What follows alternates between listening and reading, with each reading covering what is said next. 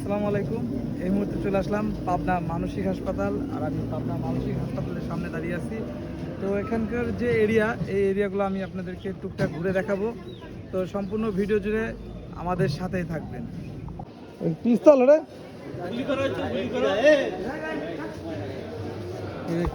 আপনার পিছনে যে বিল্ডিংটা দেখতে পাচ্ছেন, এই বিল্ডিংয়ে যারা মানসিক রুগী আছে তারা থাকে। জানলা দিয়ে আমাদেরকে অনেকে ডাকতেছে এবং গান শোনাচ্ছে। এই যে খুব বড় একটা এরিয়া, কিন্তু এর ভিতরে আসলে ঢোকা নিষিদ্ধ এবং ক্যামেরা অন করা নিষিদ্ধ। কারণ এর ভিতরে অনেকের থাকে না যে আত্মীয় স্বজন, যদি এগুলো নিয়ে ফেসবুকে আপলোড করা হয় তাহলে অনেক সময় ক্ষতিগ্রস্ত হয়।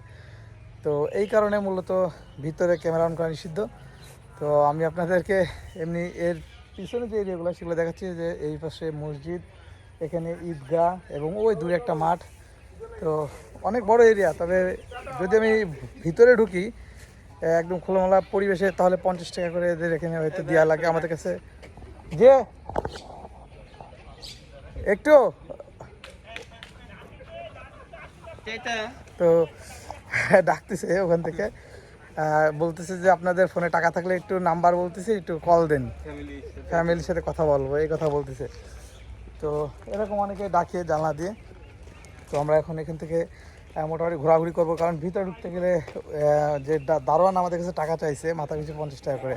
তাহলে আনলিমিটেড ঘুরতে পারবো, কিন্তু কথা বলতে পারবো, ভিডিও করা যাবে না, ভিতরে ঢোকা যাবে না। তো কেন টাকা চাইছে এটা আসলে আমাদের জানা নেই। তো আমরা এই যে বাইরে থেকে ঘুরতেছি, 8 জন আসছিলাম, এই ব্যাপার আর কি বলবো।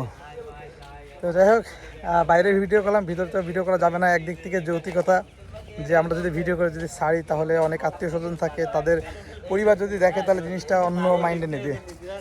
এই যে দেখতে পাচ্ছেন মানসিক হাসপাতালের যে মূল জায়গাটা, এই স্থান, এই যে দেখুন